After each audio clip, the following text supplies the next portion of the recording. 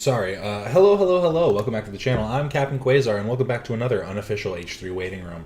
Sorry, I had to like run real quick because I had to run digitally because the song that was just playing, I thought I removed it from this playlist. It got me a copyright claim on a different video, but it wasn't. It was just because it is a free track, but I just need the free license, so I downloaded it. Fingers crossed that it's like cool, even though I did it like literally while it was live. But fingers crossed. Um, Dan and Ethan smooching, yes. There's a little fan fiction that was written. It's not too. There's no real like. We need more graphic sex. We don't, but I was kind of surprised at how tame it was, how tame it seemed at least. We are reading the fanfic today, yes.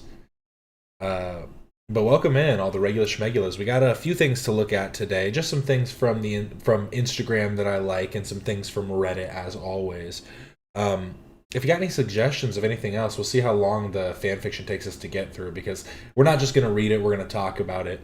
But I'm hoping I can maybe clip it and make it a video for the channel. I think that'll be good. First stream I've made in a while. Well, welcome back, Haley. Welcome back, all the regular schmegulas. Um, H3 smut was not on my bingo card.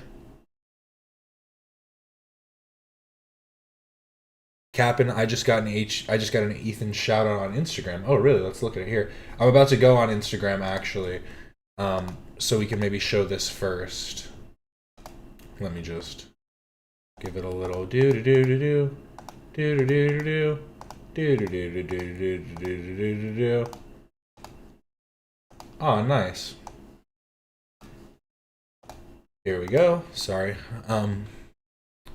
So everyone sub to Girl with a Microphone. Let's get her to 10K before the end of the year. She's the best. Big love to @AlecTheFiction for more amazing H3 related content. Sub to your boy. Oh my god. Sub to your boy here, and then it gives a link too. And then shout out Haley's comment as well. I was gonna say it's like the top three right here: AlecTheFiction, Haley's comment, and Girl with a Microphone. So shout out all of them. Oh, and Tall Skeletons over here too. Wow. What a lineup. My following, am I right? All the people I'm following. Crazy. But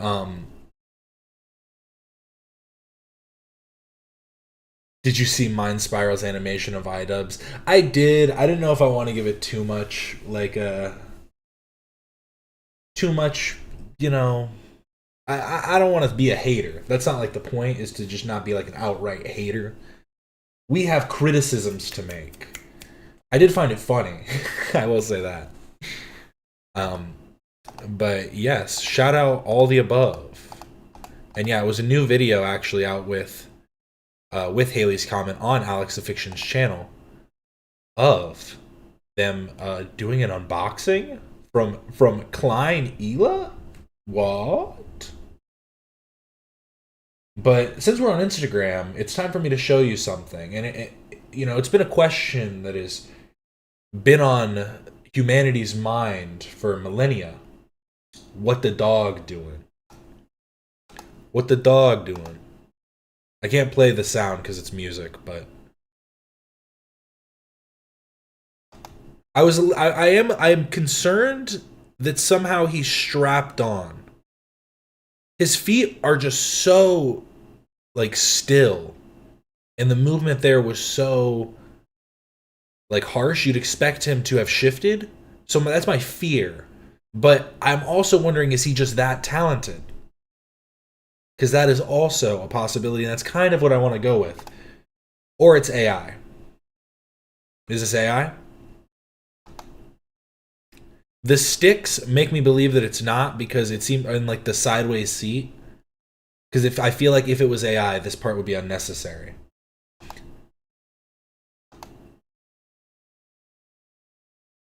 There's a dog in China that can drive a mobility scooter. There's that one guy that lets his dog and its puppy drive his car. I don't have a link to that, but I would pull that up if I had it. That one's a pretty good one, I have to say.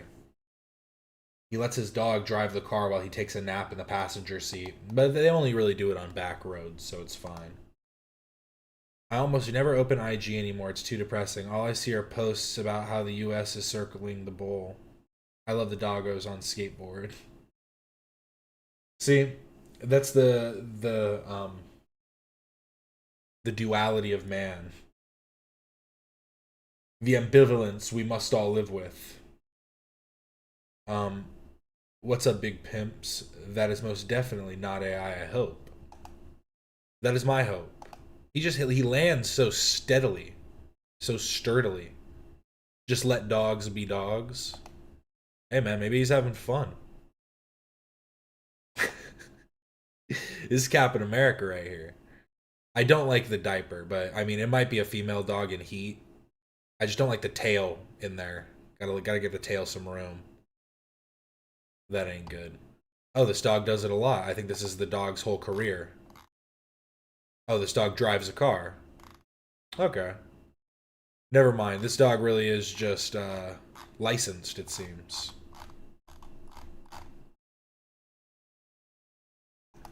But moving on, there was also this. Also, can't play the sound. It's playing that one audio. My collar's blue, but my neck is red. I've been working like a dog just to keep my family fed. There you go. I basically just did it for you. You don't need to hear the audio now. SpongeBob.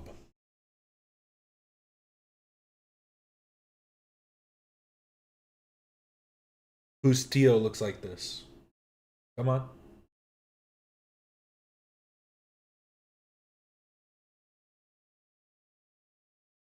It's cute, but I'm a mom and I'm experiencing some anxiety about this dog's antics.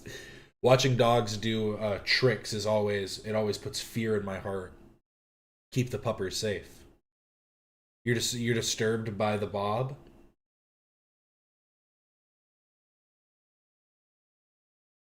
You guys hate this? What's wrong with him? Beautiful. Oh, were you disturbed by the dog? Alex loves SpongeBob. See, Alex hates SpongeBob references, but what does he? How does he feel about this? That's the real question. Something like this is a little bit, you know, off the beaten path, one might say. It really does look like he just went up to a random construction site and was like, "Hey, bro, can you put this on for me real quick?" Nah, actually, the stuff's too clean. What am I saying? Yeah, those gloves are way too clean. He just did a good job at distressing the helmet.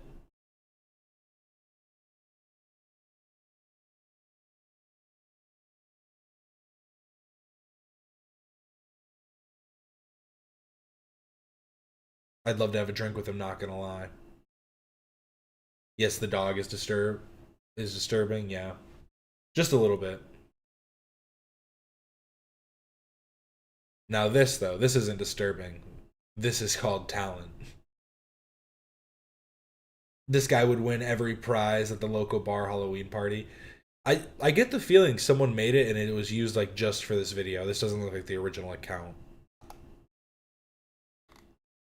Maybe it is, but that's like his only post like that.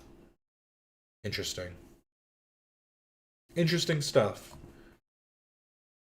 I've been working like a dog just to keep my family fed. That looks like Sponge Robert, and he's been through some shit. More singing. Well, there you go. Shout out to people who do super niche costumes. I'm always something generic for Halloween. I'm gonna shout out my costume one more time.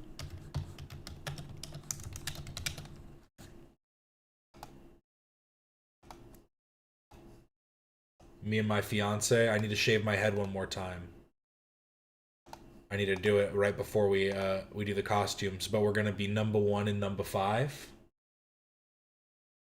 I'm ready to go. I don't have a turtleneck, which sucks, but we just got me a nice a long sleeve red shirt, so it works out. It's like a short turtleneck too. It's kind of interesting. But we got some shorts, we got some shoes.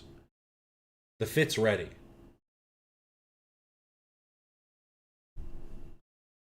What's everyone's costumes? Put it in chat. It's this week. I know some people don't celebrate Halloween, but you don't have to you don't have to put anything in chat then. But it's the end of this week. You have 4 days, including today. You have 5 days if you include Halloween.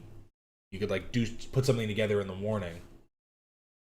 You know, really try your hardest to just throw it together as in a haze.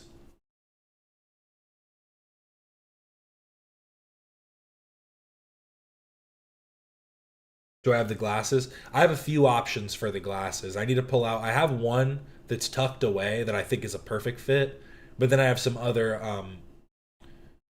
similar ones. The one thing I want to do is I want to make at least a couple. I want to try and make one of the weapons, at least one of the code name Kids Next Door weapons, because they do like toy weapons where it's all like stuff made out of like literally just like use a mustard bottle, make a mustard bottle gun. The Splanker I think is the classic that everybody remembers. It's a terribly low resolution image, but uses a magnet and then a couple planks of wood. Pretty good. Marshmallow gun. Not too bad either. I don't understand how that works. It looks like a plunger on the end. You can't shoot out of a plunger. Yeah, you can't. I mean, I guess if you drill a hole through the through the middle, I guess. These kids are really putting a lot into their weapons. Candy cannon. See, some of these are just literally just like guns, but then they just shoot like projectiles that are not bullets. Mandrobot. Oh, it's Mandy. I remember that one. Victor from Arcane. Sheet with holes. Oh, you're gonna be Charlie Brown. I like it. Me and my BF are going to be Greg and Wirt from Over the Garden Wall. Oh, I like that. That's a good costume. I like that a lot. Um, I don't know until I start putting things on. I only work clothes in costumes, or I only own work clothes in costumes. You just mix and match until something works out. I'm also 38 and still trick or treat. I promote my rescue by handing out my info and pins to the people at the door, though. That way, I get cash donations and candy. That's how it's done. You get in with the Halloween spirit, and you leave a richer person. Um,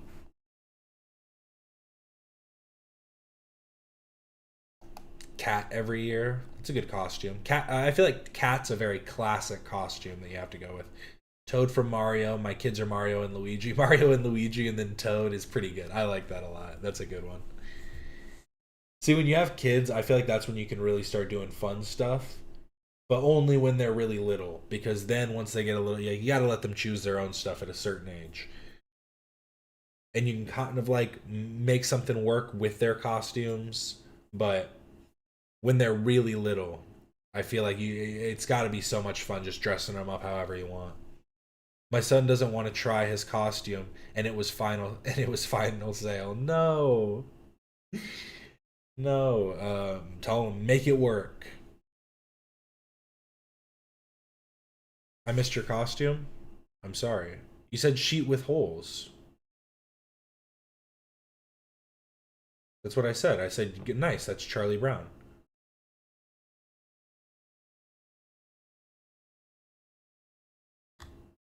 Did I miss? Wait, did I miss something else? I have to dress up as normal every day. That's hard enough. Sheet with holes. Yeah, I made a joke and said it was Charlie Brown. Are you gonna be a ghost?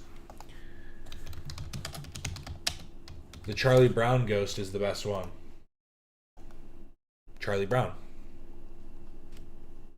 Sheet with holes. Um,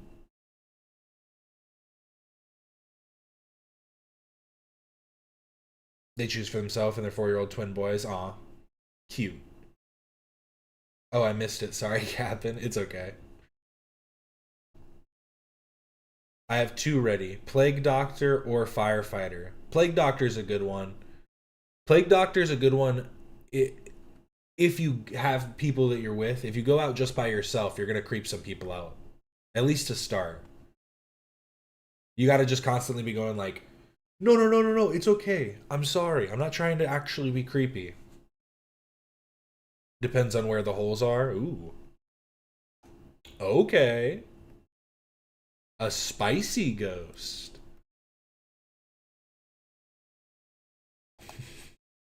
But yeah, someone be SpongeBob. Someone be Work Bob. Sponge Bill. Sponge Robert.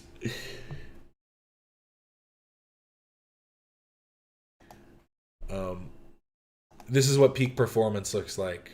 For if anyone was wondering. Sorry, like most of these had music. I'm realizing that now after I'm showing them. This is peak performance. Intelligence maxed out. Intelligence maxed out to build this apparatus. And then physical you know, I guess what do you want to talk about first? The strength or the mobility to be able to do both? Good form? I just thought this was so funny. Wholly unnecessary, but hey, got to do what you got to do. It seemed I looked at his account. It seems like he's like slowly building it over time. He's trying to make it better and better. I think this might have been the final stage, and it works. There's no comments on this. Did he buy all the likes? I'm confused. Why are there no comments at all? Like, maybe I'll be the first comment. Um,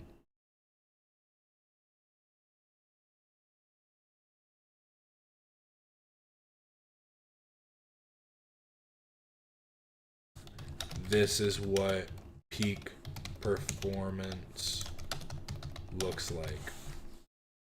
Perfect. I feel like he might have botted those likes. Why are there no comments? Am I tripping out? Oh no, there we go. This was the okay. There were comments. Why were there not comments on the main page? Does Instagram just suck on desktop? Maybe it does. Oh, maybe he. No, because it went on the thing. What? Now I'm just overly confused. Because my comment did go on here. Okay, so he didn't bot the likes. I take it all back. He might have botted some of the likes. Not. I don't think he botted any likes. I take it back.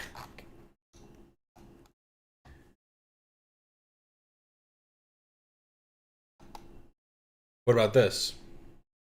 What about this, huh? Hate to drop it on you. Honestly, I love to drop it on you because this is actual swag. This is actual style. This is what we call putting effort into your look. People are going to hate.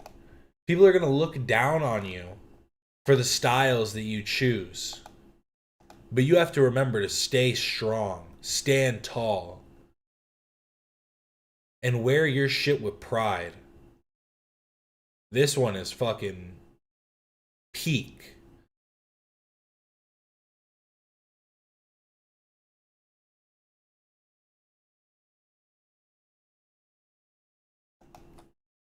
This one?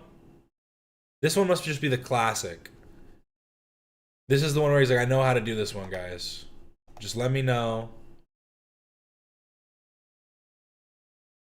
It def takes precision. Those I have to say, the fades are crazy. His fades are actually insane. To act like this fade, like these fades and the line, like everything. These lines are sharp. All his lines are sharp. The fades are fucking intense. Fade to balding is crazy.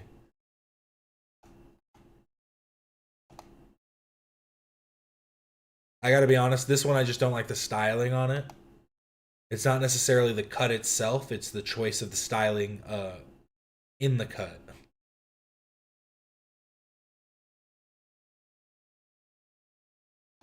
I want a haircut, which one? All of them. Mix up just a few. See, I have seen it though, and I just think that it's good to start normalizing styles for people that have balding. We need to start letting loose on our hair. I love honestly hair like this. Not only is it just like one would say like, oh, it's entertaining, it's funny, haha. I don't think that. I think it's interesting. It's a conversational piece. You can talk about why you got it a specific way. If it was influenced by the barber, what the barber thought when you asked them to do it.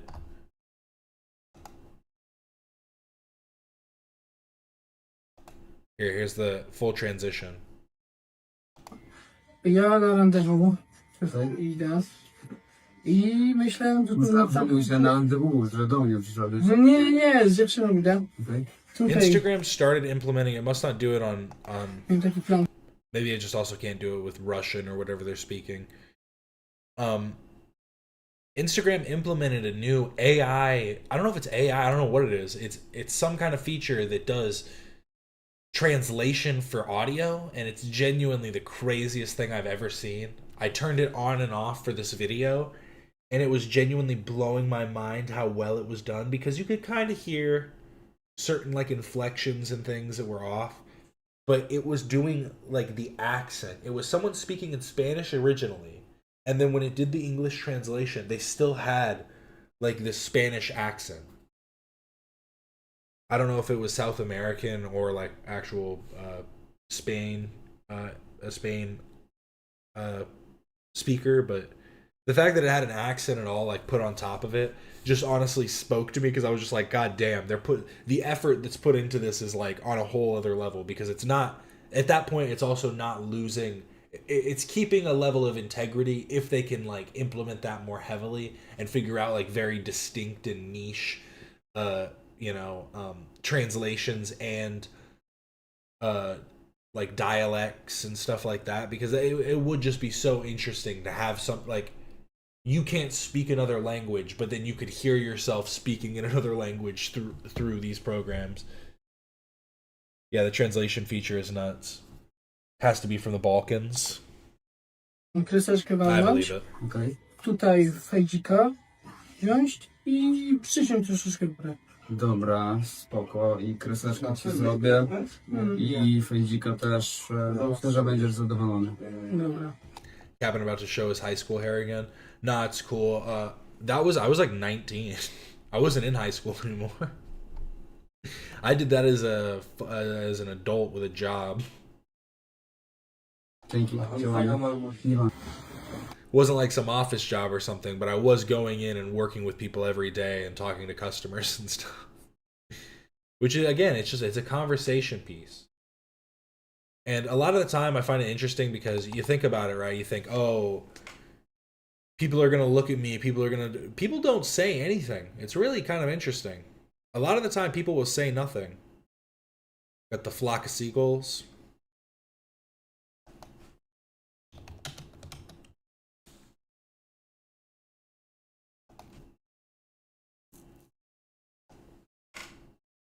You literally got the flock of seagulls.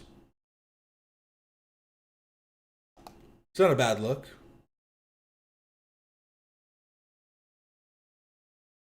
That was him. Okay. Now we see that was the actual. That was the one that interested me the most. I'm glad I got to see it. This one's pretty good.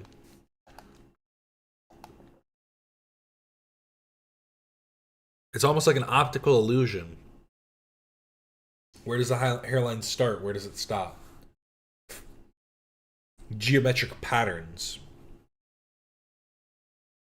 Get a haircut like this and then do DMT and then just stare in the mirror. Flock of seagulls. Flock of seagulls. Oh, god damn it. I don't even have my soundboard up. Oh no. I was just gonna do a bonk. I was gonna say I need my I need to maybe add a Flocka soundbite. Did I ever show that Ian had a bunch of H3 soundbites? Like, here's the thing. I want to pride myself in the fact that I have H3 sound bites, but I also have other sound bites that I just find to be funny. I did pull from the H3 website, but then some of them I pulled on my own. Like the bonks. Oh, I have it wrong. That is H3. That's all me.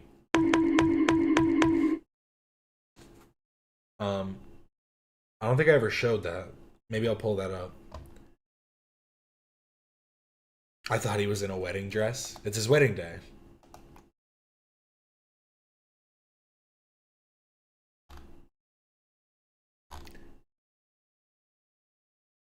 But yes, that is that.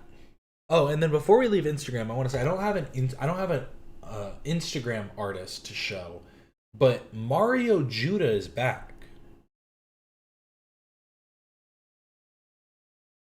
Mario Judah, for anyone who doesn't know, is this guy from this clip, famous clip with Drewski. Oh, yeah. This is actually the clip that also made Drewski famous.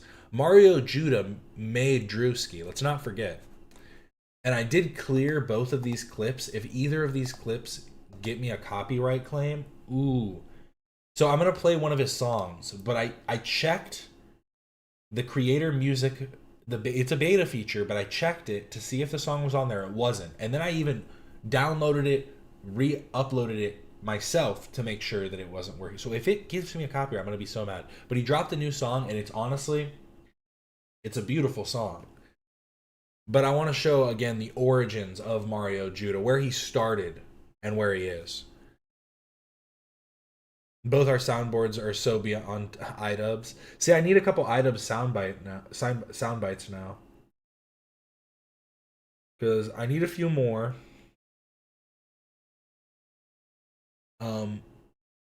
There's a few that I actually have on the sound, like, on the MIDI thing.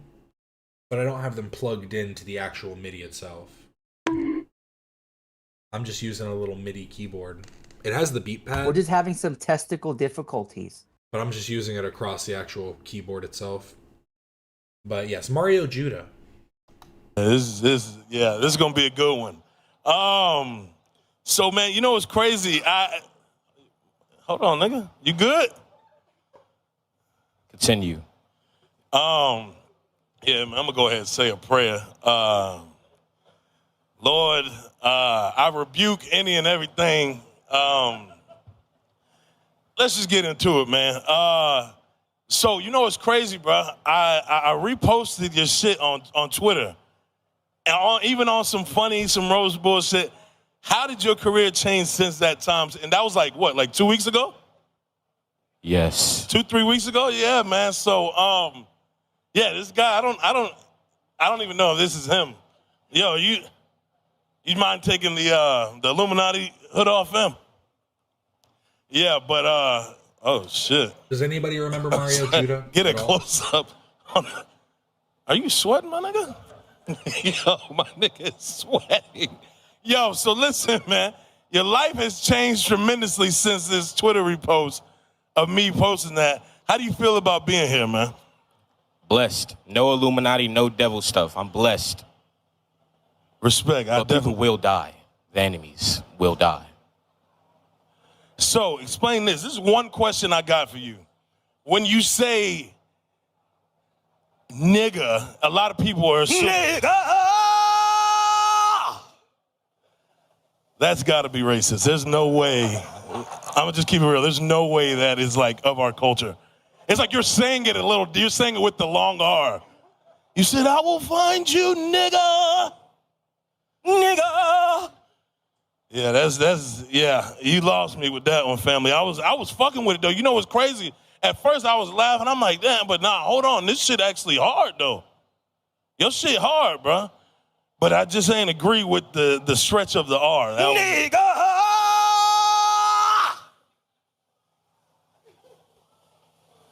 Yeah, we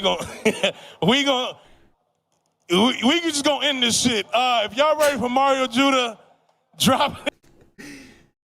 And see, honestly, Drewski did pretty well, and like, I don't know how this clip made him. It kind of blew him up. I feel like, Like, he was obviously already doing stuff, but I do feel like this interaction was the thing that really like got him his name out there, or at least his face out there, and then his name came later. But Mario Judah was basically doing like metal rap kind of thing.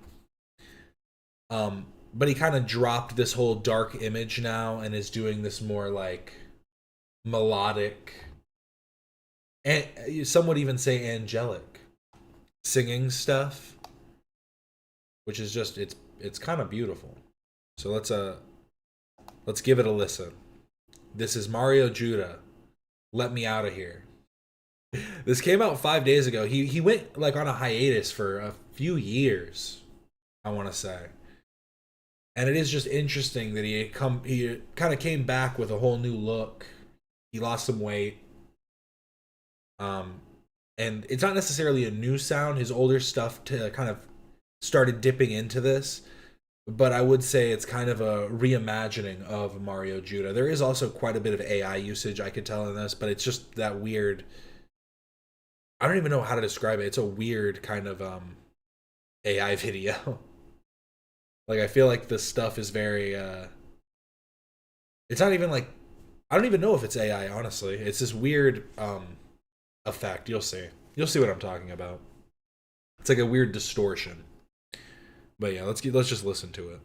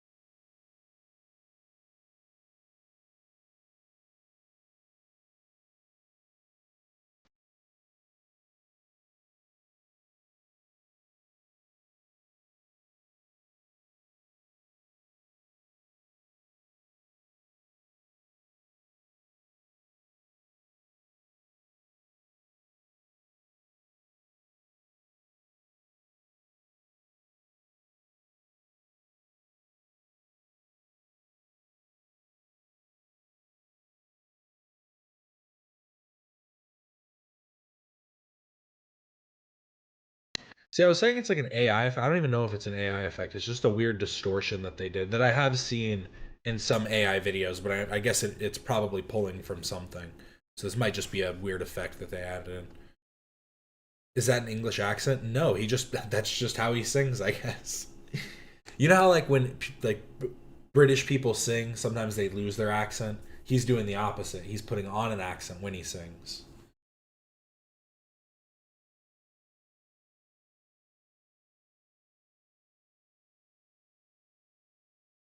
Yeah, I had to say the first time I heard it, I was also worried that maybe it was just going to be the first like line, like a dating and money kind of thing. Fighting him.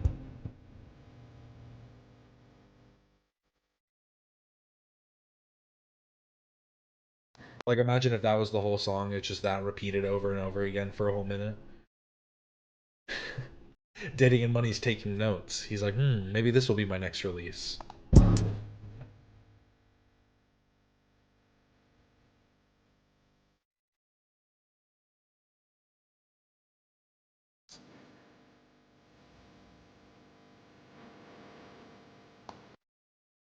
But then he goes into it, and then dating and money would go, nah, too much effort, too much work. It adds a little flavor, I guess. No, yeah. Every time I've heard him speak, I mean, he sounds like an American guy. I don't know where in America, but he sounds like he's from America. But yeah, Mario Judah should get one of these haircuts next. I forgot that was still open. He'd be great on Broadway. So true.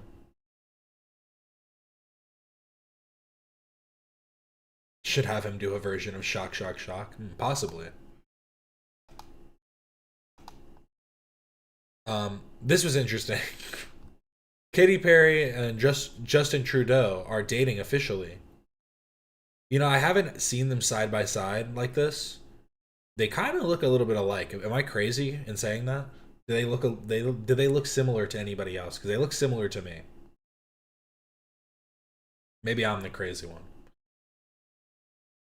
Don't. It's like the the biggest news ever. No, I don't really care, and I'm pretty sure everybody already assumed this was happening, right? Didn't they get like leaked? Didn't the details get leaked a while back? Weren't they like seen on a date?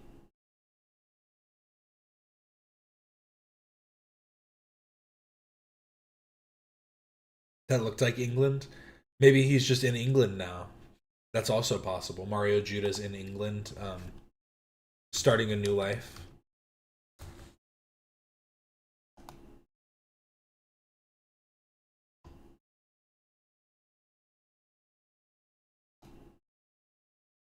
There's no indication. I was trying to see if there was if there was a video that was like taken in a town or like in a city or anything, but they're all kind of in the woods. This is how she made it into space. She knew Trudeau. To be fair, I think at this point, Katy Perry isn't dating Trudeau. Trudeau is dating Katy Perry.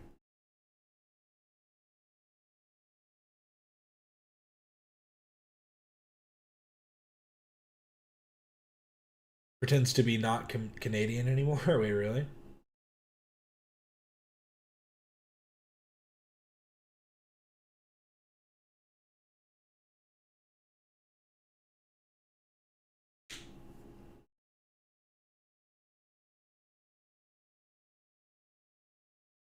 He's in his fuckboy era now. No job, no wife. Damn. I mean, if you're, it's a terrible thing to leave your family. And Katy Perry, have you seen this?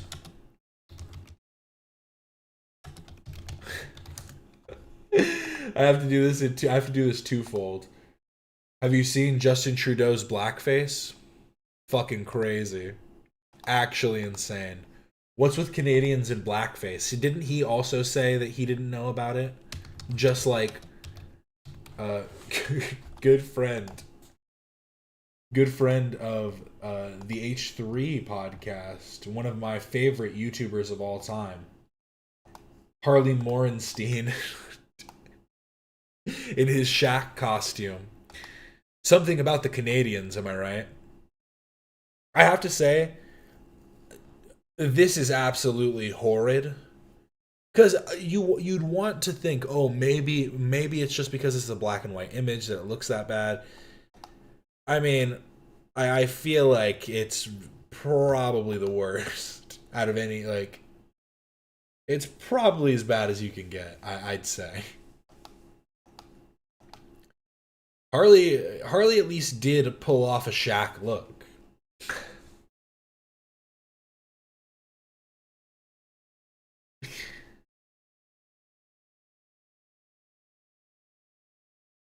Just Harley doing a little Shaq face.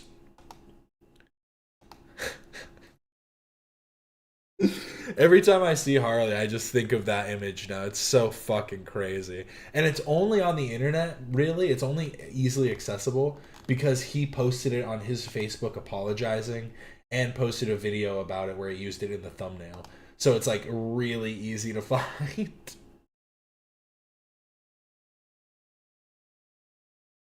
As a Canadian, this is a PR statement. I have never, I repeat, never done blackface. With peace and love, never. Thank you, M. Mooney. We will take that into consideration when judging the Canadians. It's funny how earlier this year, Katy Perry was praising Orlando Bloom and saying, you just have to wash the dishes and I'll suck you off," or getting divorced and dating Trudeau. Wow, that is a interesting switch up. You know what's funny? I don't want to toot my own horn. I've been told I look a little bit like Orlando Bloom. What do we think? What do we think? I thought it was funny. I was actually told that once, and I was like, "Are you hitting on me?" Because it seems like a put on.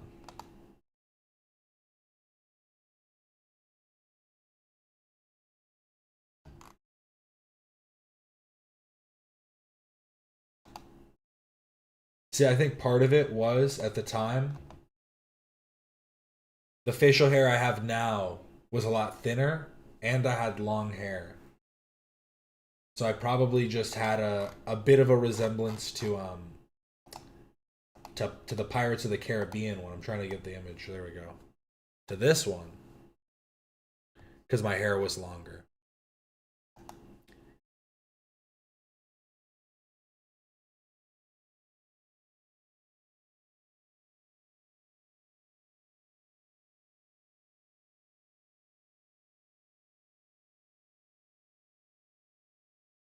It's not my place to judge Canadians for blackface, but at least they're not in the hands of a terrorist. Yeah, I mean, Americans can only judge Canadians for blackface so much, right? Americans, the United Statesians. Um, Now people from the United States can only judge so much, right? We got that shit popular. Minstrel shows were our thing back in the day.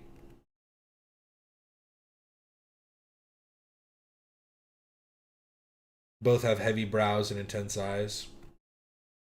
See, again, it's like, is that a compliment? I really can't tell. But hey, I'll take looking like Orlando Bloom over other celebrities that people could say, you know what I mean? You slowly implant that into people's brains so that they can't bring up anybody else. Yo, don't you think I look a bit like what the fuck is his name? Henry Cavill? Yeah, don't I look a little bit like Henry Cavill? Don't I look a little bit like Henry Cavill, wouldn't you say? Some people really love to do shit like that. I'll never forget, I fucking deleted it, I think. I was looking on my phone the other day trying to find it. I love when people on Instagram talk shit and you go click on their account and they look like such a dork. Because I saw it once where this guy was like, I'm 6'4", you would tremble before me. And so I clicked on his page and he literally was like, he was literally like some super skinny, like baby faced kid. And like, he was definitely tall, but he was super lanky. His limbs looked super long, like his appendages and everything looked crazy. And then he um he had a post where it was like, I've been told I look like this anime character. And it was so fucking funny because it was like this, I don't even remember what anime character it was, but it looked nothing like him, but he totally bought a blue shirt to try and resemble him and was like wearing this like open blue shirt with like a white undershirt. And I was like, this is some of the funniest shit I've ever seen. People are so unintentionally funny sometimes, and it's like, guys, you have to be more self-aware. You really do. Some people say I look like Will Smith. you know, I've actually been told I look a bit like Chris Rock. Just saying. Just a bit.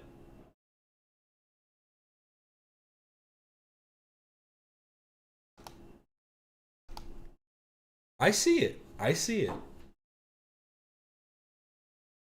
Um, I'm told I look like The Undertaker. Can I just say, one of the craziest things I saw out of Charlie Kirk's assassination was fucking Kane was the mayor of that town. What town was it? I'm sorry, I keep like skipping over the post we're supposed to be looking at right now. Um,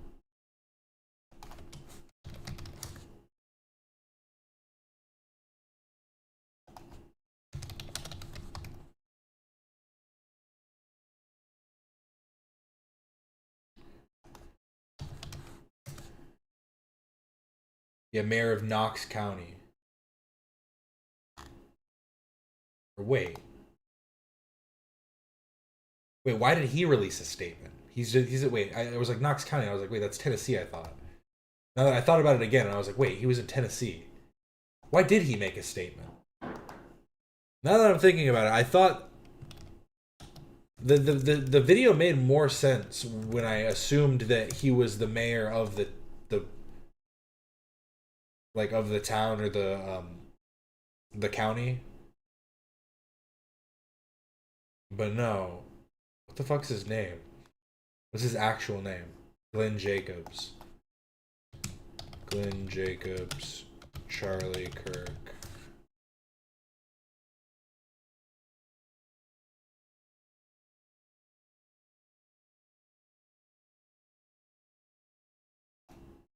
Oh, I guess that was just I guess it was just a weird assumption I made. But still, regardless, it was still just odd seeing Kane from the WWE as the mayor of Knox County, Tennessee, make a statement about the assassination of Charlie Kirk. I hate to say it like in regards to an assassination, but it does just feel a bit like idiocracy when we have a former WWE wrestler as a mayor and a former reality TV star as our president. It really is just like, I remember all the conservatives being like, we're going into idiocracy. Fucking Joe Rogan had on Mike Judge and was talking to him about it, and he was like, I don't know. Yeah, I don't really know. Yeah, so like, what would you do differently? And he's like, probably phones. He was kind of like, I hate. It seemed like he really disliked that people were making that like comparison. That he saw the liberal future. A reality TV star is president now. It's the same thing, honestly. That's what I mean. Yeah, it's just it all together. It's just terrible. Perpetually childless Taylor Lorenz insinuates Ethan doesn't care about his children. Deranged misogynist creep Ethan Klein continues elevating snark posts about his subreddit weaponizing Imaru's abuse and harassing Taylor Lorenz. Crazy statement, crazy thing to say, untrue. Okay, crazy. Taylor Lorenz said, "It's kind of wild that this psychopath is posting like this about me daily to millions of people. It's a beautiful Sunday, brother. Go outside and spend some time with your kids that you allegedly care so much about." Taylor, this is the thing you don't understand, and I think a lot of people don't understand this. The real internet lurkers are the ones that say shit like this. Go outside. Go outside. Oh, you need help. You need help. You need to go outside and talk to some real people. Go talk to your real friends. I can do that and talk shit to you. This takes about 2 minutes, 3 minutes out of my day to make a post. Make a couple posts. Cool, I spent a half hour and my fucking hours of my day that I'm spending hanging out with friends and family, talking to people, going chatting with the local construction workers. You know, you can do a lot of things in your day, and I feel like it's only the people that like want to hide from any type of accountability, but also just the people that don't have any kind of social life that is genuine say stuff like this. Because yeah, we've all said touch grass, we've all said stuff like that, but really hinging on like it's a beautiful day outside, oh come on, go smell the roses, like leaning into it like that is just so cringy to me. It really is. And let's be real, Taylor is not leaving the house. She's busy fighting strangers on the net like all day. And someone showed, looking at Taylor Lorenz's posts about Ethan, this is how many she's done. I'm sorry, is Taylor attacking Ethan for posting about her too? And like, this is my point, is it's like, it's the people that are doing it that want to push that like narrative forward. Because legitimately, I can talk shit in it takes me a few minutes It really doesn't. It really doesn't take me long. And it's not that I'm talking shit to talk shit. It's genuine like opinions that I hold and genuine criticisms that I'm wanting to weigh, against you. And to try and say that it's just a nothing, and see, this whole time that I'm talking, it's still scrolling. This isn't like a repeated video. This is still just going. Legitimately, it's insane.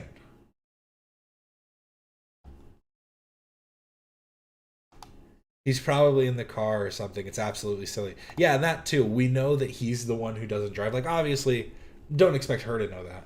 We know that he's getting driven around a lot of the time because bro's narcoleptic and is fucking falling asleep at the wheel. We know that he has the time. He's got the time. He's taking kids to taekwondo or whatever.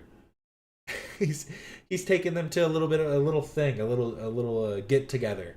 And on the way, he's like, yeah, listen to Tung Tung Sahur. Listen to Tung Tung Sahur over and over again. And he's typing out this message. His boys are little, too. It's like, they're entertained by, they're singing songs together in the car. They're dancing around. Okay, Papa needs to sit down for a second. I need to sit down, rest my legs. You boys have fun for a minute. Boys have fun. Let me send another Instagram post. She knows that. She's a fan. Guante. So true.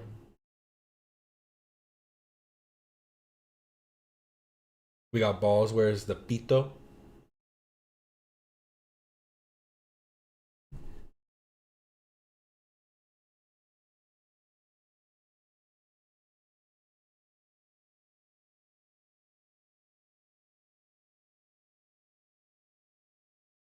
How do you say gloves in Spanish? Guante. This was interesting. Jeff and Mike's opinion on Hassan. What do the boys think? What do the fellas have to say? Listen to me. Listen to me. So what that means is that every person who has an electric fence is as bad as Hassan. Well, Hassan shocked the dog for getting off the bed 1 foot. Listen. Yes, that part. Okay. That part is where the discussion comes into play. He should be executed. No. You're right. I was looking at that. I did see that, and I saw the dog, and it just looked like it just took like a little step off. Like, I don't understand why it was shocked in that moment at all. I'm trying to learn Spanish right now. And a lot of the Spanish I know is just from hearing like exasperation from my cousins and my family members, relatives. No mames.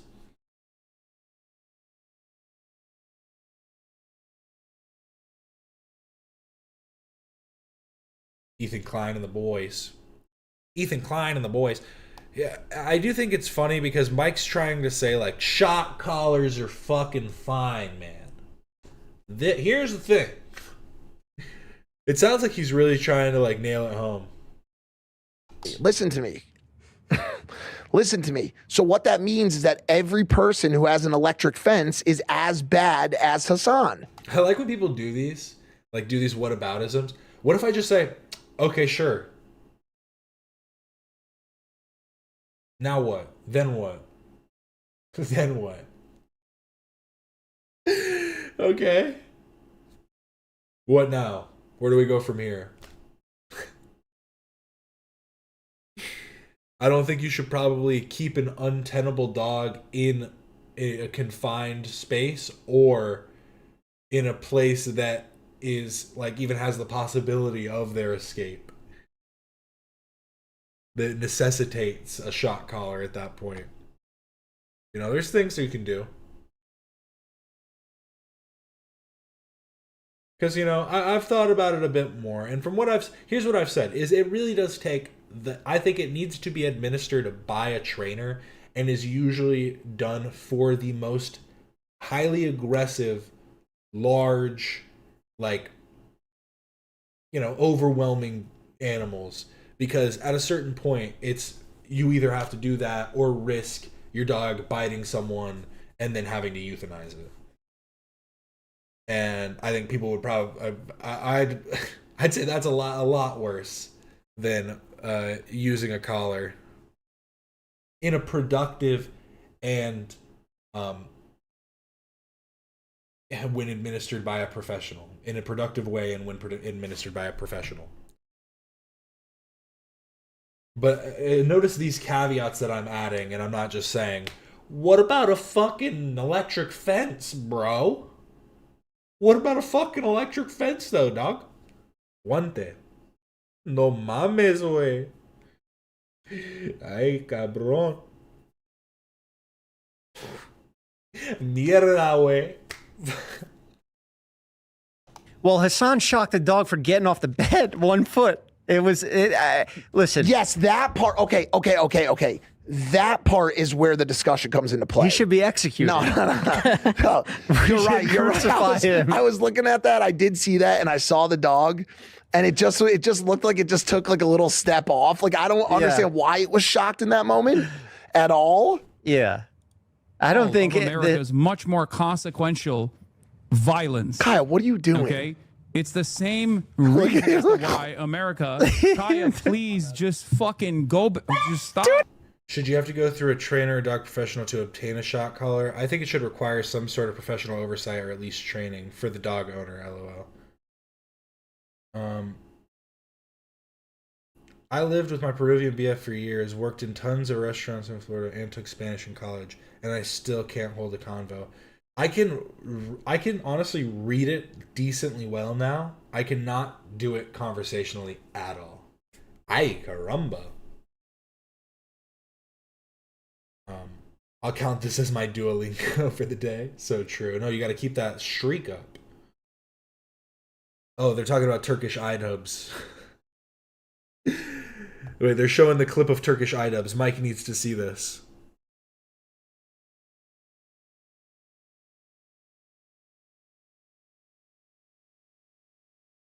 We used to grab electric fences as kids. Shock collar is worse. I mean, legitimately, I think a shock collar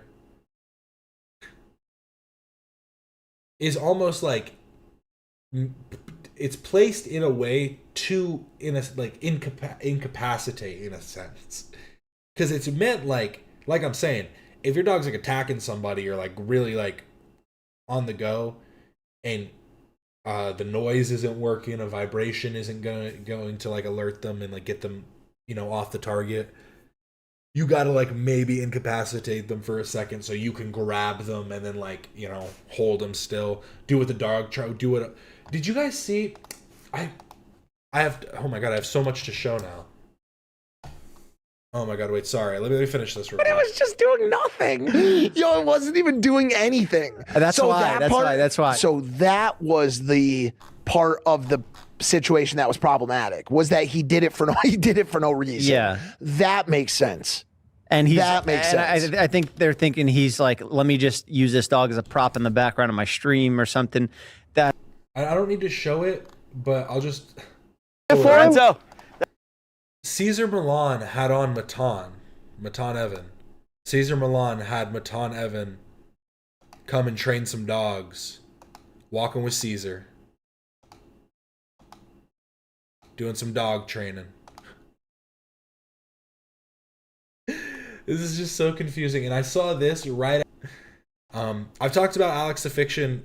Nice. I've talked about Alex the Fiction a lot. I've talked about Alex O'Connor quite a bit. In relation to like religious philosophy and philosophy in general and stuff. He's one of my one of the creators that got me into that really early on when he was Cosmic Skeptic, just doing like atheist content.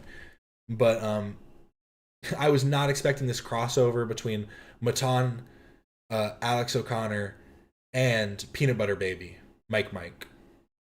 Mike is Peanut Butter Baby. Throughout the interview, he keeps going, ah.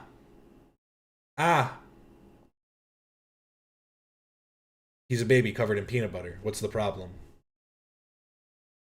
Matan's been having the craziest crossovers recently. Hello, everybody. He just had on Sal Volcano and a rabbi and a black Israelite. He had Boogie. He had Trevor Wallace over the course of 3 years doing 3 different podcasts and then interlace them as if they were all done at once, and had Howie Mandel come in and play him at one point. Hello guys, welcome. He literally had Howie Mandel playing him. He had Howie Mandel playing Matan, doing an interview with Trevor Wallace. Matan is like, he is next level. He really is. He pushes the envelope. He really does. He doesn't want you to assume what side that he's truly on. That's why he spits on Israel and stuff like that all the time. But we know he's got a good heart. Yeah, and he had on Matt Gaetz. He had Matt Gaetz on real quick, like not that long ago too. Alex O Fiction, so true. Yeah, he had Kaya on too. Matan's had everyone on recently. I forgot about that. He just had Kaya on as well. We showed it on stream once, but I have to show it now. Hello everybody and welcome back. God damn it, every time. Everything. I just hate everything. Easy to sin to steal. What's up? She was incredibly spoiled from my mom. No, she doesn't want to come over here to see what's up. She wants to roam the house because she got to roam the house when I was gone, and she needs to have literally the same structure regimented. I hate everything. I just hate everything. Oh my god. That's where people are like, oh, you're abusing the dog. My apologies to the audience, and I needed that context. No, I don't give a fuck. I think Hassan, I'll still go cut Hassan's hair every once in a while. I'm not going to delete his number and block him because he shocked his dog. If you're streaming for 7 hours a day, you're going to do something dumb, and that's kind of a bad take. If you're streaming for 7 hours a day, you're gonna do something dumb. That happens when like you accidentally like stand up and your ass crack's showing, and you're like, "Fuck! I accidentally flashed the camera with my ass." That's like, "Oops, I fucked up." "Oh, I accidentally left my stream on, and I started slurring." No, that one's way worse. Like that's what I'm saying is like, there's levels to this shit. Don't act like just because he streams for long that it gives him a pass to like. To do we'll call it mild animal abuse. Jeff take and bad. You know, every single day of your life, everything's filmed. Yeah, I think I think people have a special place in their heart for animals, and I can completely understand that and agree with that. Like we saw obviously the situation between me and Ryan, you know, yeah, like and dogs are very important family members and very important like Mike's the type of dude to get on all fours and start growling at his dog. I'm asserting dominance. He starts pissing in the corner. People or parts of people's lives, and so I understand that. I don't condone what he did in that moment. Oh, see, I shocked myself. But now he's learned. You know, I'm sure Hassan. Look at how perfect my hair was. You think he bought the dog like a Neapolitan Sunday or something like that, like to apologize? No, he probably shocked her again a bunch of times off. Like, you fucking ruined my fucking career. Kaya, just hold. Yeah, oops, I left my stream on and started jorking it. It's like we really gotta think about this, especially because if you're streaming that often, you should have your shit dialed in. You should really be that fucking. You should be peak streamer. Holding the button down for like a minute. Dude, what's the? And she just. Look, I'm a dog lover. I had Nerf till he was 17. He took care of himself. I'm a dog lover. My dog took care of himself. Okay. Those things kind of don't go together, but nice. I did see this, and we're going to read it. Dan and Ethan in love. Sizzling late night love.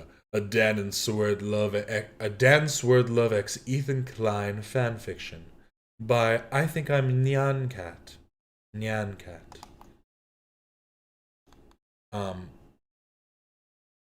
So I'm gonna do this in a bit of a titillating reading voice. Oh, this is jumped up. It was at like 14 views or something earlier. It's really jumped up. Everyone's gooned on Instagram Live. Let's be real. I just like, come on, man. There's got to be. We got to figure this out.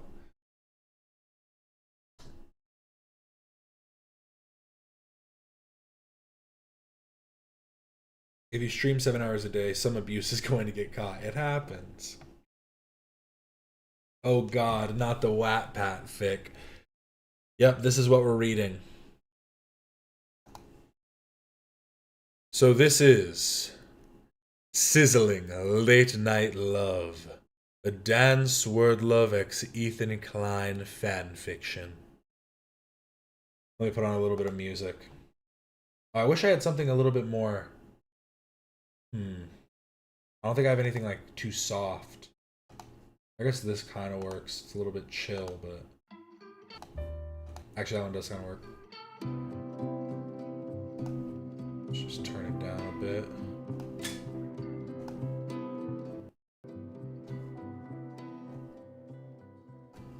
Go. Okay.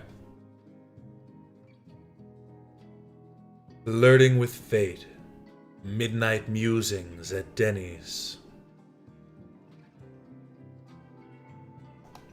Are we ready?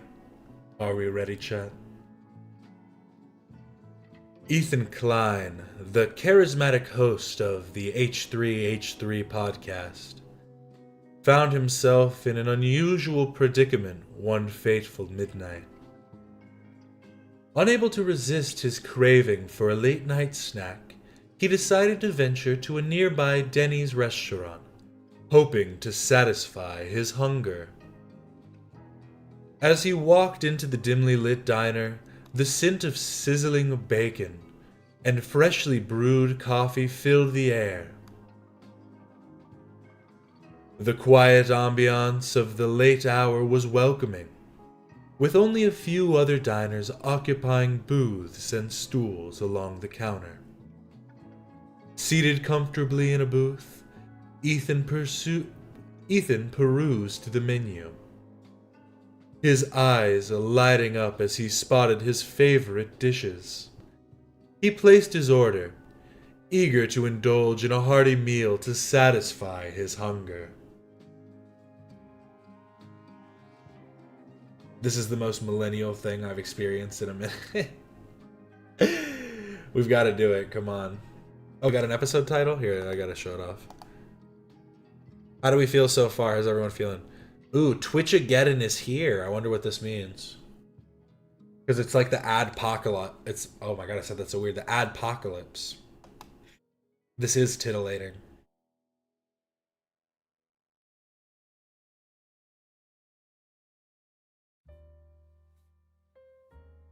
However, fate had other plans. Midway through his meal, Ethan's stomach began to churn uneasily. He shifted uncomfortably in his seat, hoping the discomfort would subside. But alas, nature had its own agenda, and Ethan found himself facing an embarrassing accident that he could not control.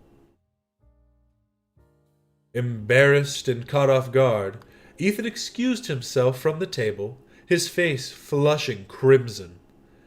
He quickly made his way to the restroom, hoping to salvage the situation as best he could. Ethan's hasty retreat to the restroom didn't go unnoticed. Little did he know that his friend and fellow podcast host, Daniel Swerdlove, had chosen the same Denny's for a late-night meal. Dan had been engrossed in conversation with another diner when he spotted Ethan's sudden departure. Curiosity piqued, Dan excused himself politely and followed the direction Ethan had gone. With a bemused expression, he entered the restroom area and was met with the sight of his friend. Ethan, caught in an unfortunate and hilarious predicament. Dan's eyes widened and he stifled a chuckle as he found Ethan attempting to discreetly deal with the mishap. Suppressing his laughter, Dan approached Ethan and leaned against the wall, wearing a mischievous grin. as Dan leaned against the restroom wall, a playful glint in his eyes. He couldn't help but tease Ethan about the situation they had found themselves in. Well, well, Ethan. Seems like you've taken the concept of Denny's runs to a whole new level, he quipped, his voice laden with humor. Wow. This is nonfiction and historically accurate. This is actually the story of Ethan's Denny fart. This is just what the chatter didn't want to tell us because he didn't want to embarrass Ethan too much. Or it was a caller, wasn't it? It was a call-in. This is what actually happened. Ethan, though slightly flustered, managed to sheeply grin and responded. Oh, you know me, Dan. Always pushing the boundaries of culinary exploration.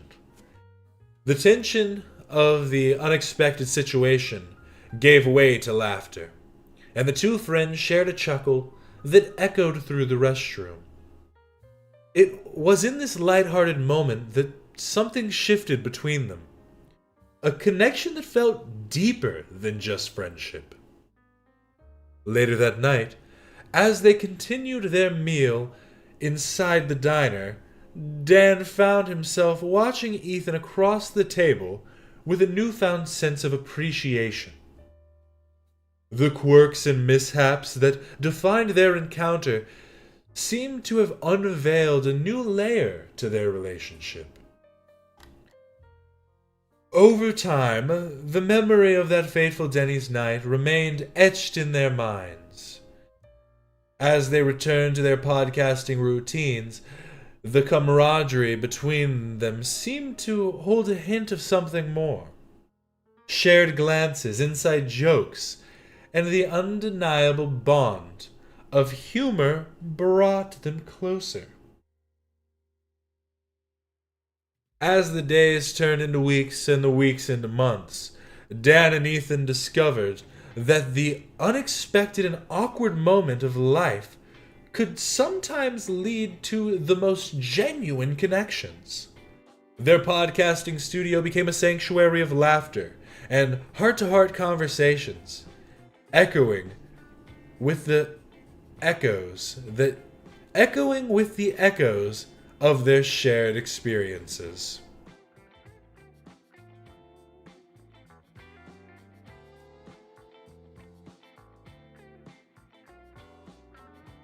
I want them to follow this as a script to make a sketch out of this. This would be a pretty good sketch because it's pretty short.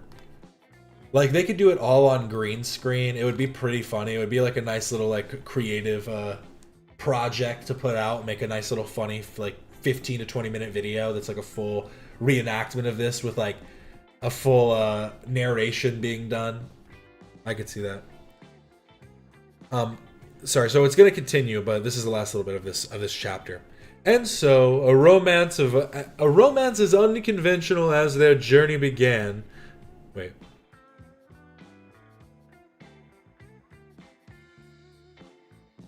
And so, a romance as unconventional as their...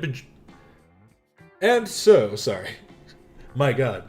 And so, a romance as unconventional as their journey began to take root.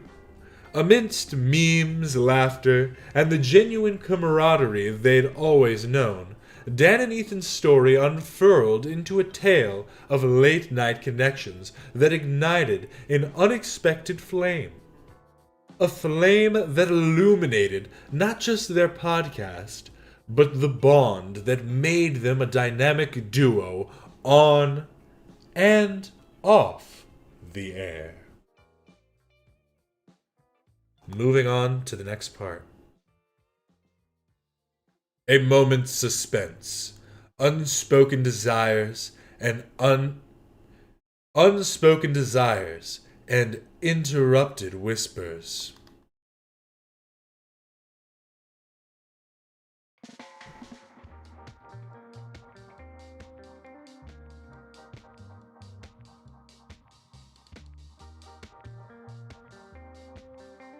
Okay, the voice you did made it sound worse than it was.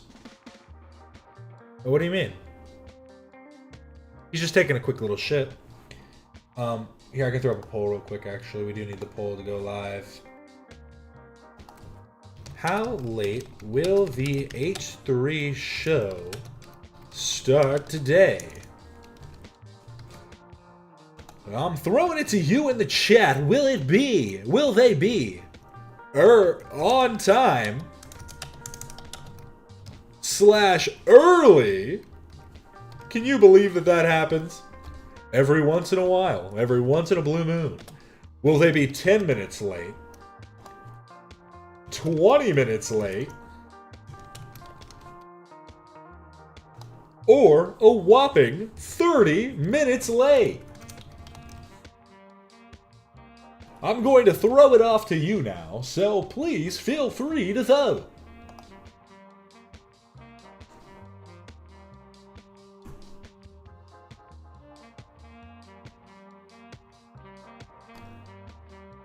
Okay, if they're gonna start on time, we need to continue. We need to get through this.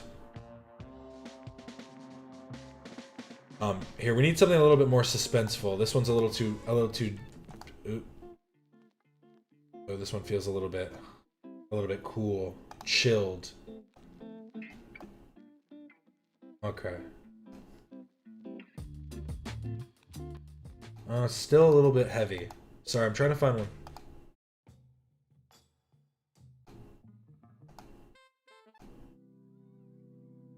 Okay, this one will be okay.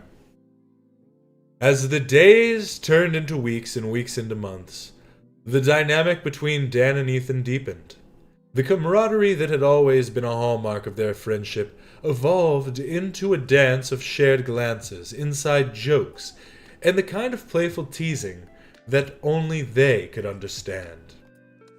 Amid the laughter and the podcasting antics, Dan Swerdlove, with his trademark witty humor, found himself grappling with a realization that had grown stronger over time. He had developed feelings for Ethan that went beyond friendship. The mischievous glimmer in his eyes whenever Ethan spoke, the easy banter that flowed effortlessly between them. It was all becoming something more. Dan couldn't help but find ways to drop flirty comments and playful actions into their interactions at the office. He'd make exaggerated winks, his voice taking on an extra dose of charm, as he playfully teased Ethan about their Denny's escapade. And then came the day when he took a particularly audacious step. In a moment of unapologetic boldness, Dan accidentally let out a playful fart during one of their recording sessions.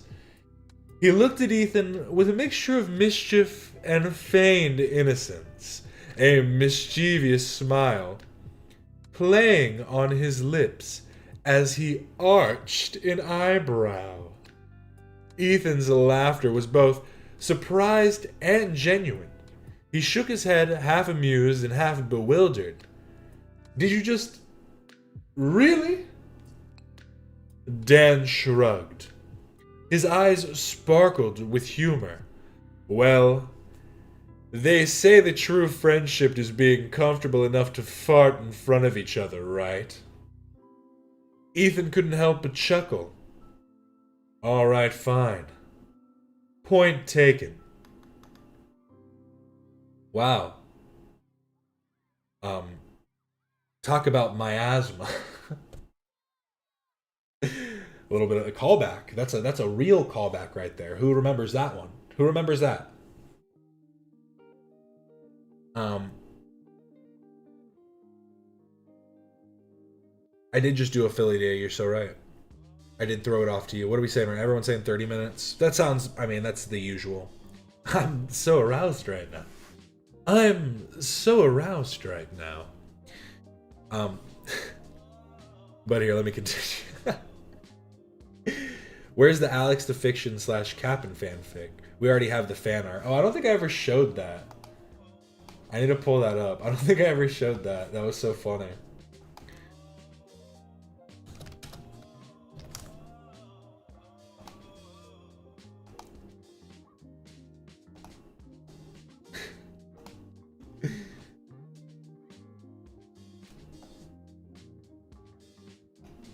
Here's me and Alex with my shot collar on. This was from the stream we did together. Pretty good stuff. We need more fan fictions. They're good. See, you just have to keep them classy. Don't go into like weird... Also, don't have weird self-inserts. That's also a problem with fan fictions. We have Alex the fiction. We need Alex the fan fiction. That's what we need now.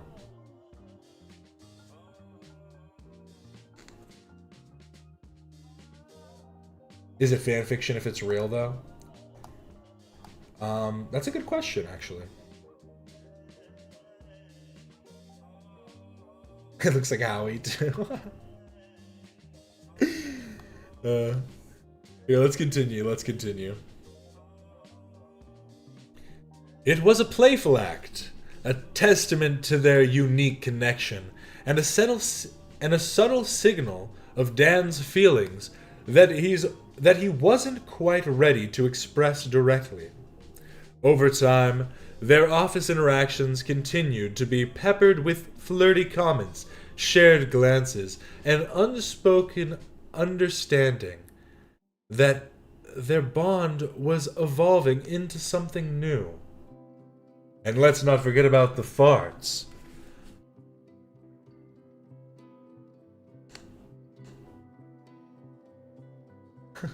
Yeah, don't do anything weird like farting or pooping or pooing or talking about pooing or farting. So true. That just makes the fan fictions odd.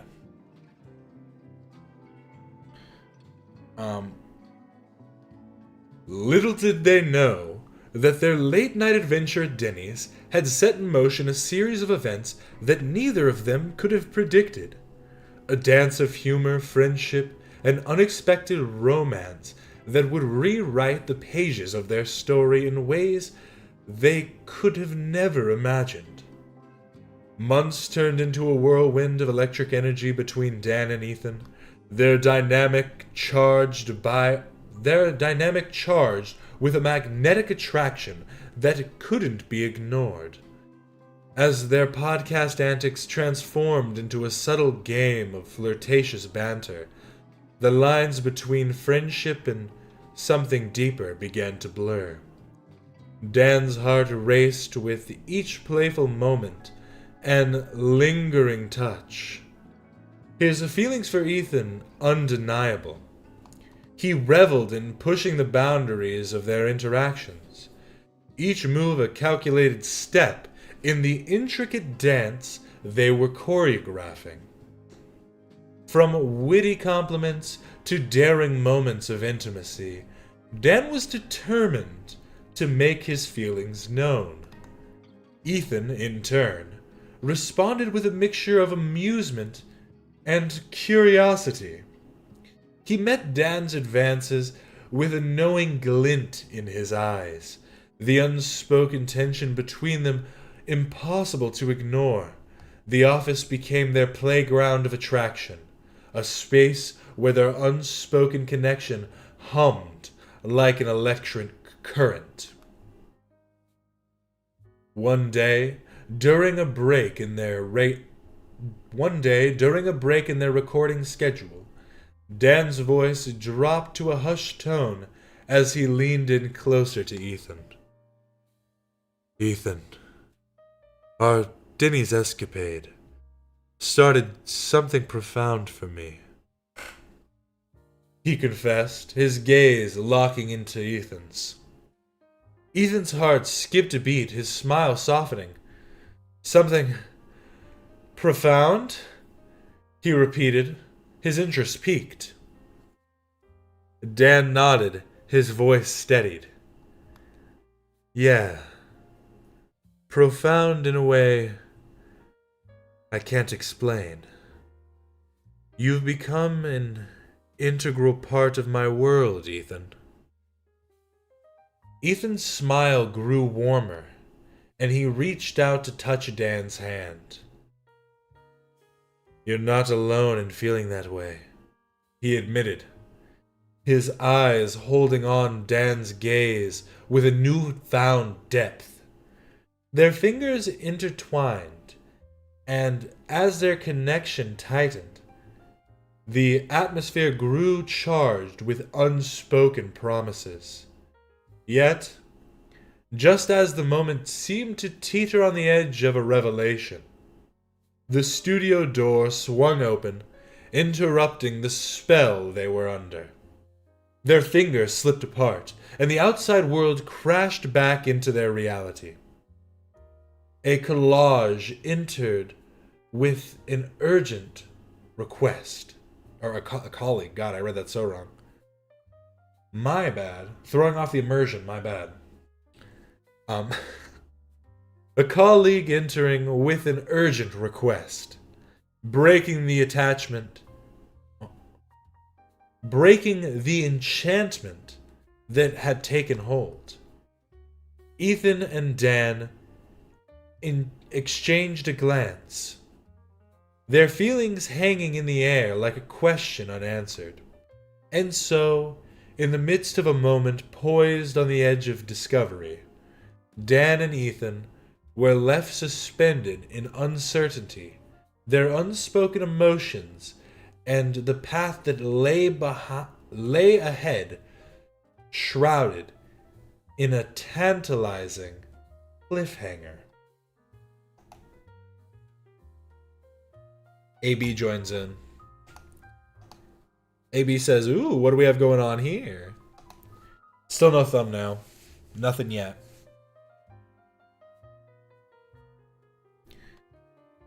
As the studio door swung open, Dan and Ethan's charged a moment... Oh, I need to read the title, sorry. Chapter 3. Heart and Head. A baddie of... I cannot read. I swear, I start reading for more than fucking 10 minutes. My brain starts malfunctioning. What is wrong with me? Let me slow down, zoom in, really take this all in as I'm reading it. Chapter 3. Heart and Head.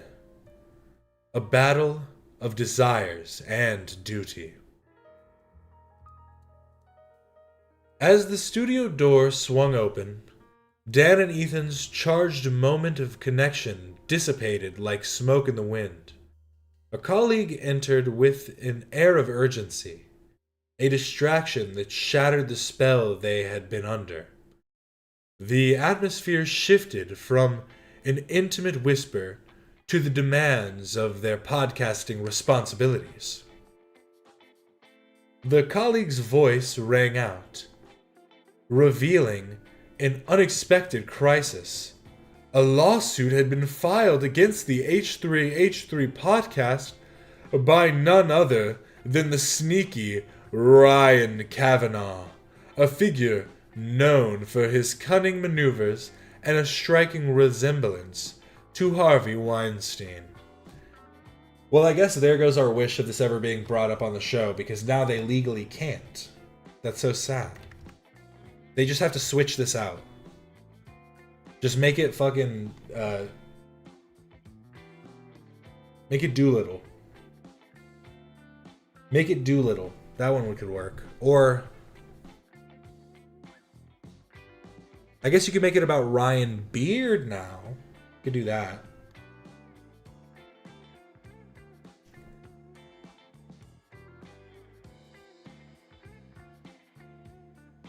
True, if Dan farts live today, we know the ship is true.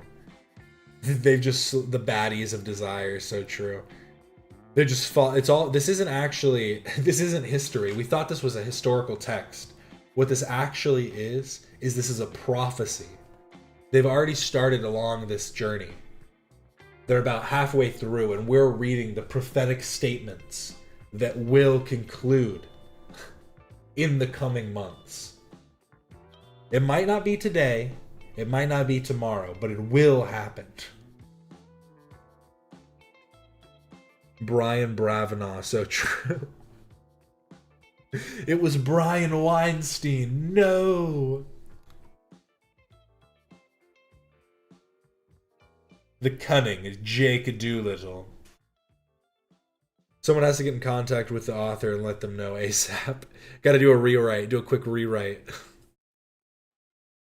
I'm sure they weren't expecting it to blow up like this. But let me continue. Ethan's brow furrowed as the news hit him like a sudden punch to the gut. The lawsuit's allegations were vague but targeted. A reminder that the world of entertainment was filled with pitfalls and unexpected challenges. He exchanged a look with Dan, their unspoken connection now caught in the crossfire of the brewing storm. Amid the ensuing chaos of strategizing and discussions, Ethan found his thoughts drifting towards his personal life, his marriage and the 2 sons who relied on him for stability weighed heavily on his mind. As the lawsuit cast a shadow over their podcast, Ethan couldn't help but second-guess the romantic fling he had embarked upon with Daniel Swerdlove. Late at night, when the studio was quiet and the chaos had settled into the uneasing stillness, Ethan stared at the ceiling, wrestling with his emotions. The memory of their playful flirtations, the laughter they had shared, and the undeniable pull between them haunted his thoughts. Yet the weight of responsibility in the looming lawsuit cast a sobering pall over his feelings. Is it pal? I actually just don't know this word.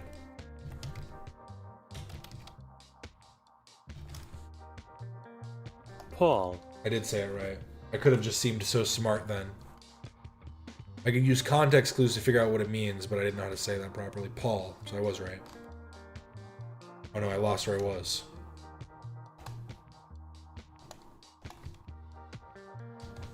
There we go. Dan's image, his playful grin and magnetic charm, danced before Ethan's eyes. He recalled the moments they had shared, the stolen glances and unspoken promises. But the face of his wife and the laughter of his children echoed in the back of his mind. A reminder of the life he had built outside the whirlwind of podcasting. As the lawsuit's intensity grew, Ethan found himself standing at the crossroads, torn between his personal commitments and the uncharted territory of his connection with Dan. The lines between desire and duty blurred, leaving Ethan to grapple with the choice that would redefine not only his podcast, but the very fabric of his existence. You know what I'm gonna put on real quick? We gotta put on a different playlist now. Wait.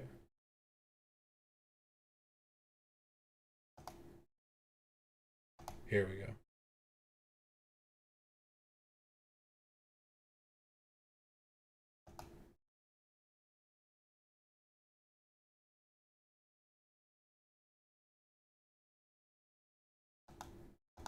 Oh, something's glitching. Oh no, now all my stuff's glitching. That's not good. Can I play any music now? Wait, why is this other stuff not playing?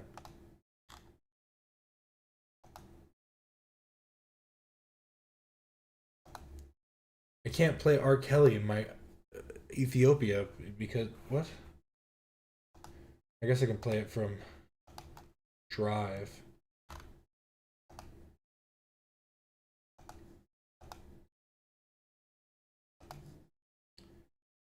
Sorry, but 1 second, please. Just a second, please. Doo-doo-doo-doo. There we go.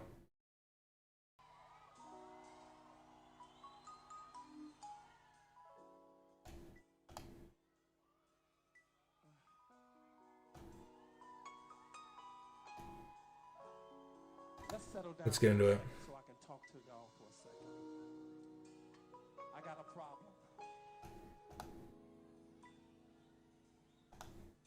How quiet do we do this? I guess maybe. The day before I got on the plane to come out here, There we go. That me works. and my girl broke up. My computer's overheating. Yeah, everything's failing. Everything's failing out. The story is too sexy for my computer. We broke up. Sorry, we're getting close. I need to get through it.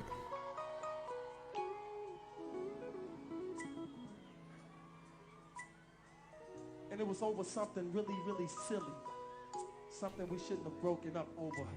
Man, you never know with people anymore. I was friends with a big fan of H3 turned hater and I didn't even notice. They go under the radar. Denims is about to subscribe if you don't stop reading these sexy stories. I hope Denim subs. Denim should sub. Someone just unsubscribed. They didn't like the sexy stories. Like and subscribe if you want to see more sexy story reading. You're sending me sexy reading music? Did you actually? Can I play this, or am I gonna get a copyright claim for playing this?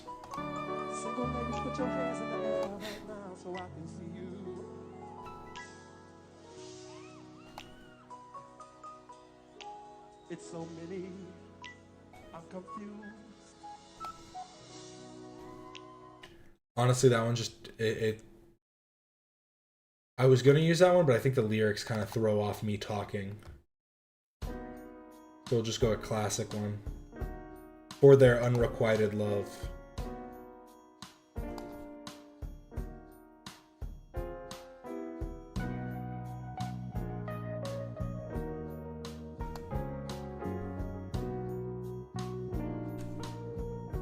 Oh, it is claim free? Hey, if it's claim free, let's listen to this one then. Alex's suggestion. Oh, this is perfect. You're so right.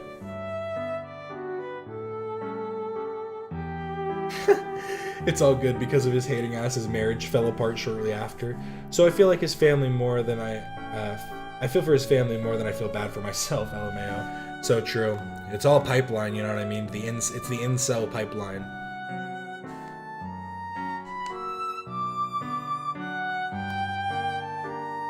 This is really loud now. There we go. In the shadow of uncertainty and the wake of the lawsuit that threatened to tear their world apart, Ethan's heart hung in the balance, torn between the past he knew and the possibility of a future he had never anticipated. The weight of the lawsuit and the turmoil it brought cast a long shadow over Ethan's thoughts, leaving him grappling with a decision that felt like a tug-of-war between his heart and his obligations. Late one night, as the city lights painted soft patterns on the walls of his apartment, Ethan found himself lost in a whirlwind of emotions. Sitting in solitude, he pondered the uncharted territory of his feelings for Dan, and opened up. The memories of their midnight Denny's escapade played on repeat in his mind, accompanied by their intoxicating laughter, and the lingering glances that had grown harder to ignore. His heart ached with the pull of desire, the allure of something new and unexplored. Dan's charm and the ease with which they bantered, the thrill of the connection that had ignited like wildfire. They all whispered promises of an intoxicating journey he had never dared to imagine. Yet reality stood Yet reality stood starkly before him. The laughter of his children, the steady companionship of his wife Ela, The shared history they had woven together over the years. All of these tugged at his conscience, reminding him of the life they had built and the responsibilities he held. Ethan's fingers traced patterns on the tabletop. His brow furrowed in contemplation. His head was filled with questions. Could a fleeting fling with Dan really be enough to break the ties that bound him to his family? Was the spark he felt worth the pain he could potentially inflict? His heart waged its own battle, a cacophony of longing and yearning that pulsed with every beat. The heady rush of emotions left him feeling simultaneously alive and uncertain. A dance of emotions that threatened to upend his carefully constructed reality.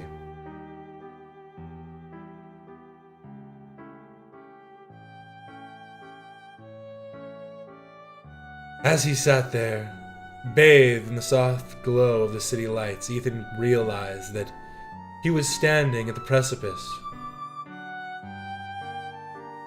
His heart and his head wanted two different things, each pulling him in a different direction.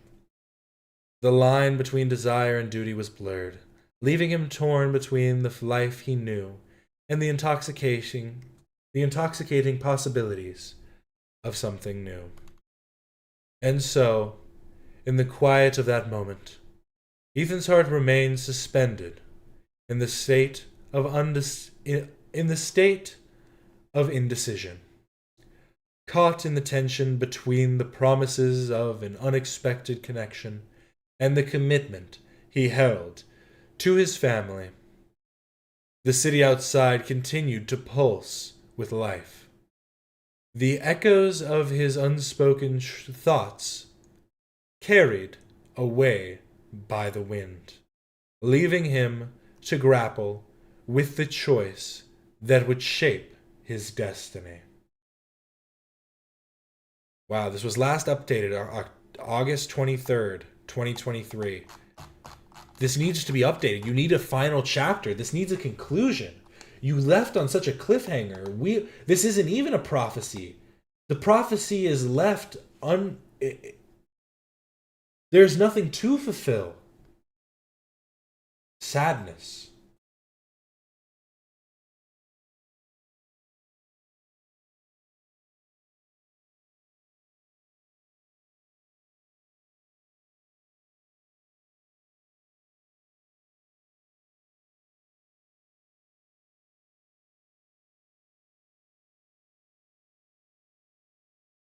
Chat, what the fuck are we reading? This sounds like ChatGPT wrote it. No, they didn't. This was written back in 2023. That proves your theory wrong. They're probably just a snarker now, so true. How sad. How sad.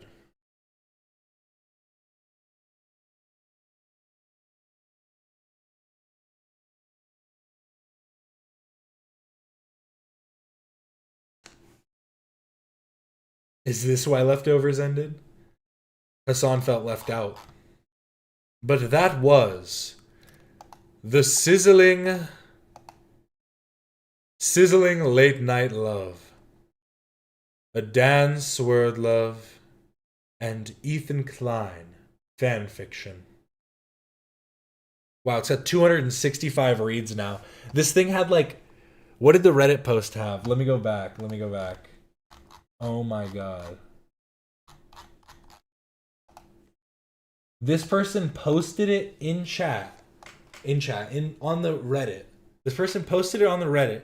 It had 7 reads. I guess it's got 700 likes. It had 700 upvotes on the Reddit. People have tracked it down. You could have been an author. You just should have known where to post it. You didn't post it at the time. You should have posted it on the subreddit. And you could have fucking blown up. You could have become... You could be the next 50 Shades of Grey author. Who wrote 50 Shades of Grey? Because isn't that a Twilight fanfiction?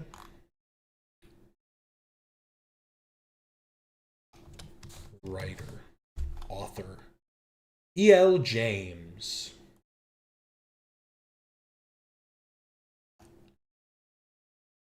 Bravo, bravo. The story was quite the epic. Bravo, bravo. My biggest flex is having written a fan fiction with 15K reads when I was in high school. You want to give us you want to drop it in chat?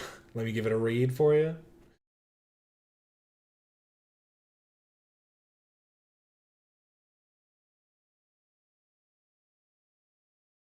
I'm shocked that Ethan being at Denny's was not mentioned in the fanfic. It was the first chapter. You might have come in towards the end. It was actually the first chapter that was the midnight musings at Denny's. It was honestly decent. It was decently written. They did reuse some imagery quite a bit. What was the one? Well, the one word that I kept seeing, they just didn't use it in the third chapter.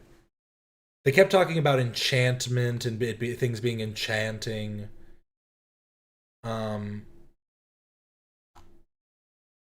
guess if I can't remember it, it probably wasn't used that much, right?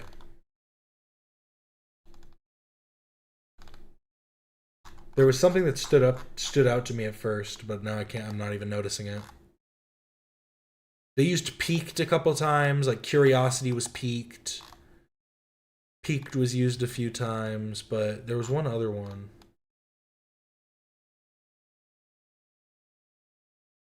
We're giving it a critical analysis now.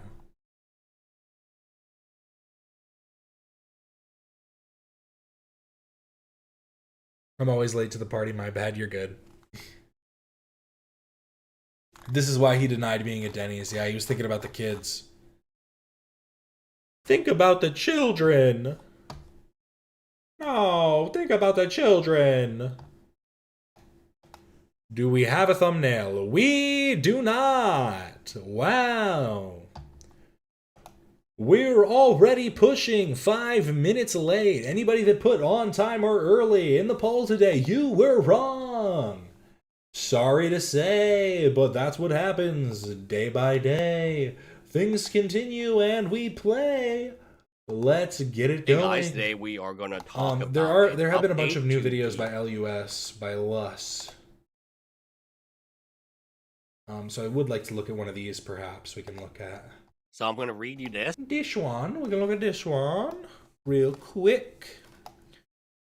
Sometimes I do weird voices and I'm really wondering if they're coming off as racist. I get scared because I'm like, I swear I'm not trying to do any type of voice. I'm just doing weird inflections. Because I was doing it and then immediately heard his voice, which we've discussed. If we wondered about if he has an accent or a speech impediment, and so I don't want it to come across as me doing accents or something. That's not what I'm doing. I can do accents pretty well, but that's not what was happening.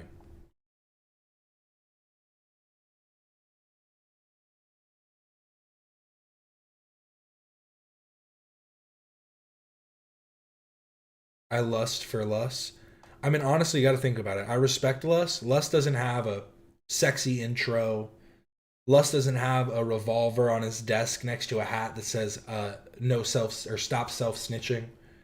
Lus doesn't need to be Bruce Rivers or Legal Mindset or the Legal Eagle. Lus is Tony. Our man Tony. I always forget his name. Tony. Give it to us, Stone. Give it to us. That was a terrible attempt at a New York Italian accent. There you go. There's my attempt at an accent. Give it to us, Tone. Give it to me, Tone. So I'm going to read you this. Hope you are both well. I just completed my meet and confer with Reddit. Reddit had two primary concerns. He's Chinese American. That may be the accent. Possible. True. It might just be a second generation thing where he just has like subtle inflections based upon like from his, or just like passed down from his parents that he hasn't like worked out from. being here for so long. Was he born in America, or has he lived in China or anything? Cowboy K2 replied to me on IG comments about what Schindler's List, about watching Schindler's List. Oh, true.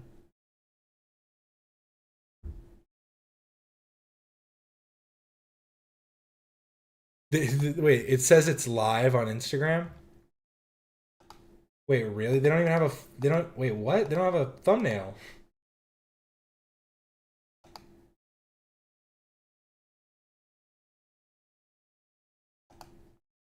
Ethan posted this an hour ago. So much to talk about today. Holy smoke. Get in there.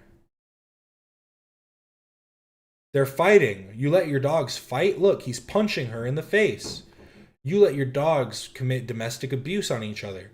This is disgusting, Ethan. He is just like body checking her right here. What is happening? Live with the Twitch Geddon. God damn it. Do you have an accent? You do have an accent. Everyone has an accent. That's how it works. Thumbnail on Instagram. Why did they give him blue eyes? This is why the thumbnail is not working. Okay, they are live. Thank you so much for watching. I really do appreciate it. Remember to like and subscribe if you haven't already. I am going to inspect this really quick. Why are his eyes fully blue? What is happening? What is happening?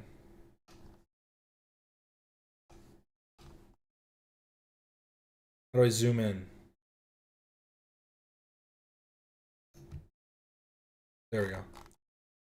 What is happening?